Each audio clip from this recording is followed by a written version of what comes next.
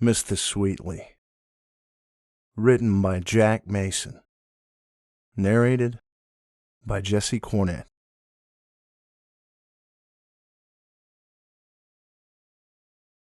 I met my best friend Jason in our freshman year at a boys' high school in New York. Jason was the kind of guy that all the other guys looked up to. Tougher than tough, but also willing to give you the shirt off his back. He was one of the star athletes on the football team. All the girls went nuts over him. And to top it all off, he always did really well in class. I don't think I ever saw him get anything lower than a B- in all 4 years of high school. Jason had it all. He seemed untouchable, fearless even, which is why I always found his dread of the school bathroom to be really odd. He would approach the door with childlike trepidation and only go in if myself or another friend were with him, or if he heard people inside. The times that I had gone in with him, I witnessed him perform a ritual of pushing all the stall doors open and looking in, even if he was only going to use the urinal. When a stall door was shut, he would knock on it 3 times and wait for a response. Occasionally, if a stall was out of order or he received no response from behind the closed door, he would pull himself up on the door to look inside. The first few times I witnessed him doing this, I said nothing. It was strange, yes, but I didn't think much of it. However, curiosity eventually did get the better of me during our second semester that first year, and I asked, "Hey, Jason, why do you do that?" Do what? I think it was an honest question. This ritual was so commonplace for him that it bled into the rest of his daily routine, as natural as breathing. All that stuff with the stalls, why do you do it? Jason gave me a grave look as he shook his head. Let it go. I did let it go for a long time after that. It had slipped my mind almost completely, having seen it happen so often that it was commonplace for me as well. However, one day, when I went in to do my business, I saw 3 of the other boys in our year do exactly what Jason always did. Jamal, Sam, and Pete were pushing the stalls open, then shaking their heads at each other.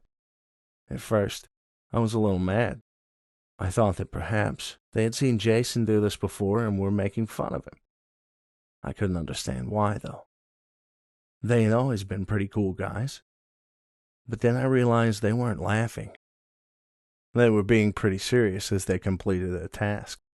They also said hello to me as though nothing were out of the ordinary when they finally realized that I was there.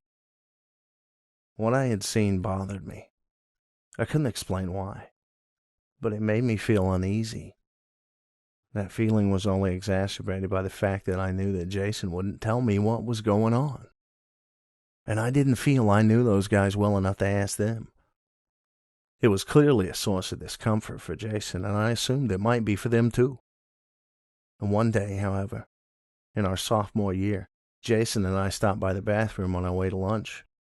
Jamal was in there washing his hands as we walked in. We said hi, and Jason went to begin checking the stalls. Jamal stopped him. "You good, man?"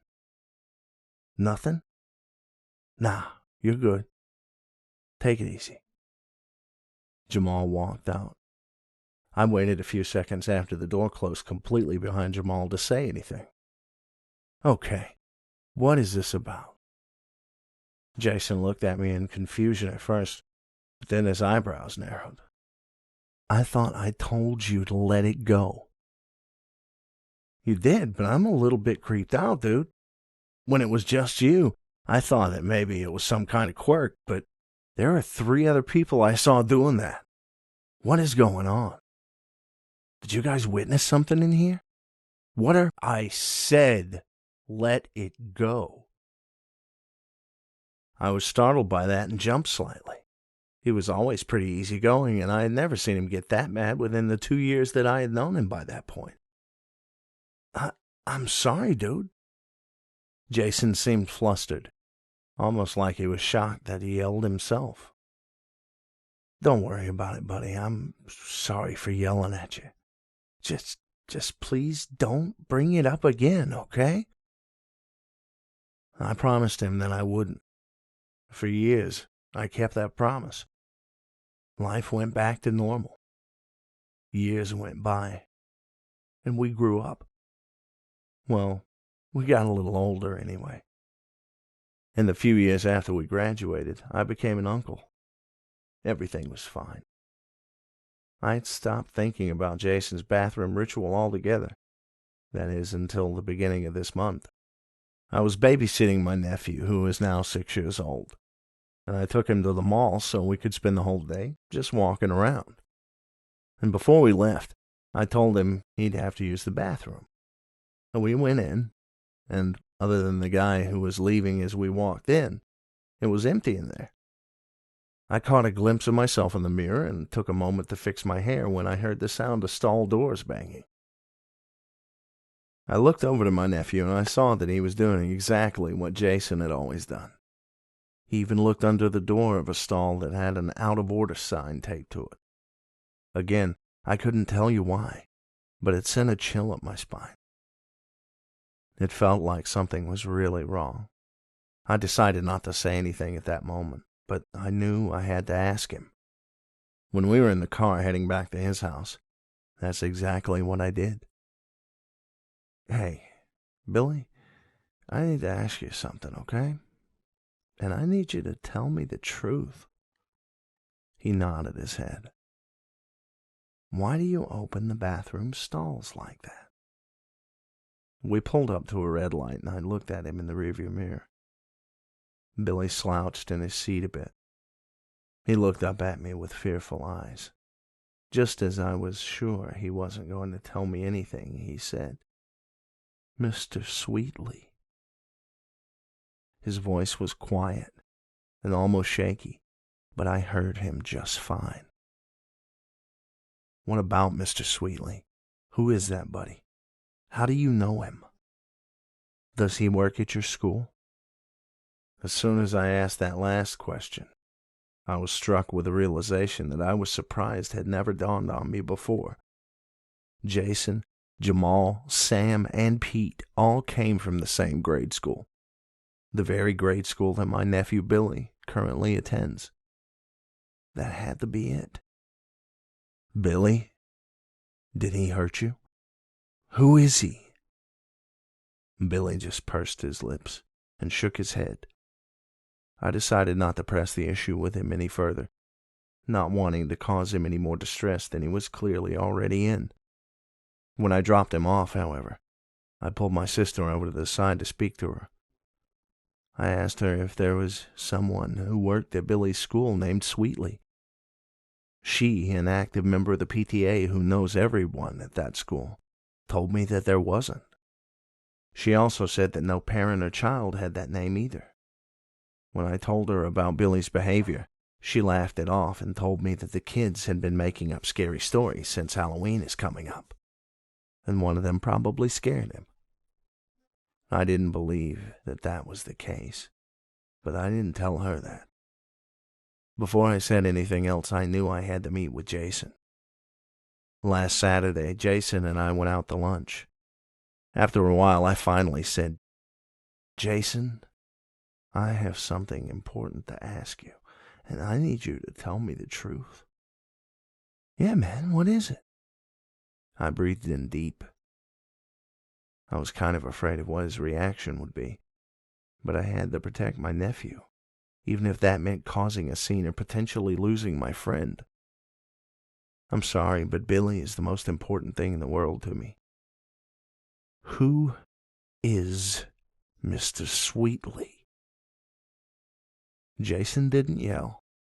He didn't even move initially. The blood drained from his face, and he slowly looked up at me. "Where the fuck did you hear that name?" "Just answer me, Jay. Who is he?" Jason told me the whole story, finally, after all these years. And now I almost wish that I didn't know. According to the legend, in the 1950s, there was a man who worked at the school. His name was Melvin Myrtle, and he was the school's janitor. Often seen wearing a bowler hat and a suit, playing ragtime records from a record player he had in the janitor's closet. He was a goofy sort of man that everyone in the school loved. He was particularly good with children, and people often wondered why he and his wife had never had children of their own before she tragically died. They started calling him Mr. Sweetly because he always smiled sweetly at everyone who passed by. One day, however, the school's other janitor, a father of a boy at the school, walked into the boy's room on the first floor to clean it. When he stepped inside, he saw Myrtle peeking over the wall of one of the stalls into the next one. The man became infuriated and forcibly yanked Myrtle from the stall. A long process of asking the children painful questions began, and it was determined that he did, in fact, have a habit of peering at children in the bathroom. Several girls stated that they had caught him peeping at them or their friends, but the kids he seemed to prefer were primarily boys. After the findings, Myrtle went missing and was never heard from again. Though the other janitor was suspected of foul play eventually, the charges were dropped. A couple of years later, a boy bolted from the bathroom screaming his head off that there was a man missing half of his face in there, watching him. Of course, the search yielded nothing. He gave a description of the man, and several other boys claimed to have seen him too. He would slowly poke his head up over a stall and either watch them at the urinal or in the stall next to his. He was wearing a bowler hat, and he was missing his lips and a large portion of flesh from one of his cheeks. The boy concluded his story with, "I could almost swear he really was smiling." Jason told me that since no evidence could ever be found, teachers just began to think that it was a story that the boys kept passing down to each other, starting with the boys who were around when the Myrtle incident took place. So, with no help from any of the adults, the boys started trying to find ways to ward him off. After a while, they discovered that he doesn't appear if you look for him first, starting with his stall. The last stall to the right. That's where he was caught. That's his favorite place. That's where I first saw him. Jason was shaking, rubbing his forearms in discomfort, eyes never leaving a spot on the table throughout the entire story. I felt so badly for him. He looked like a terrified child. I believed his story 1,000,000% because, well, why would he lie? How could he sell this story so well if he had never experienced it? Then he looked up at me and asked again, "Where did you hear that name?" I told him about how I had seen my nephew do what he had always done in high school, and how Billy told me that name after I asked why he checked the stalls. Jesus Christ, Jimmy, what the fuck is wrong with you? I didn't know, dude. Fuck. You need to tell my sister this story. She has to transfer Billy to another school. Wait, will that even help? You kept checking the stalls in high school. You still do that. Does he follow you? Jason shook his head. As far as I know, he doesn't. But that kind of shit sticks with you, man. I'm going to be doing that for the rest of my life. I know your sister. Do you think she's going to listen to a ghost story and just pull her son out of that place based on that? She's a part of the fabric of that school. You need some kind of proof. Jason then told me about a rumor that there was something written on one of the walls in Sweetly's stall, as the kids started calling it, and that it was covered up by the administration. The rumor was that it appeared one day, sometime in the 80s, and it was plastered over. A few days later, the plaster was entirely gone and the writing was perfectly legible again. After that, they moved the toilet paper dispenser over to that side and bolted it over the writing. When I asked Jason what it said, he told me that he wasn't sure. Nobody's ever been brave enough to try and find out. We agreed that day that we would each call out sick and take Billy to school on Monday. Jason would pretend that he was just visiting for the nostalgia, since some of his old teachers were still there, and we would stop in the bathroom before we left. We did just that, but we both froze in front of the bathroom door. "Are you okay, dude?" Jason only nodded. "Hey, before we go in, what happens if I see him?" Jason shook his head. "You won't. If you've never seen him before as a kid, he won't appear to you as an adult.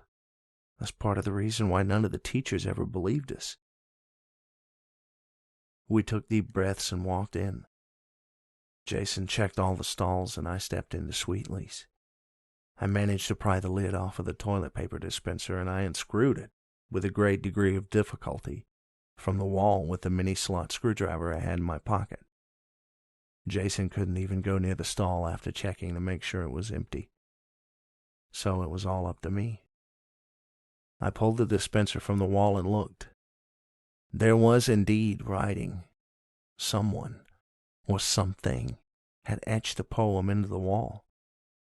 As I read it, I could swear that I heard the faint sound of ragtime music coming from the air vent. The air also seemed to get a little colder. Jason sensed that something was wrong as well. He started frantically telling me to hurry. I tried to take a picture of the poem with my phone. The screen flashed, the phone glitched, and then it just stopped working. It hasn't worked since, and I had to replace it. I wound up jotting it down on my arm very quickly, and I haphazardly replaced the dispenser because I wanted to get the fuck out of there. This is the poem that was on the wall. He smiles sweetly, what a doll. He watches you from his stall. Don't be rude, don't call him creepy. Call him by the name of Mr. Sweetly. He loved the children of this school. Yes, to think otherwise you'd be a fool. And though he did act most discreetly, they found him out, poor Mr. Sweetly. They called him a peeping Tom, though he insisted he did no wrong. But a parent sliced his face so neatly, giving him a toothy grin. Oh, Mr. Sweetly. So he lurks now forever, in his stall and endeavors to rattle you to your core completely. He's watching you now, that Mr. Sweetly. Jason and I are planning to speak to my sister this weekend. We hope that, armed with the poem, my dead phone, and Jason's experience, we can convince her to put Billy in another school. One more thing. I've been hearing the ragtime music in every public bathroom since reading that poem. If I'm alone in there, the air feels cold and I can't shake the feeling that I'm being watched. Despite what Jason said, I think Mr. Sweetly followed me. I may not be able to see him, but I can feel him just fine. And I can swear that he really is smiling.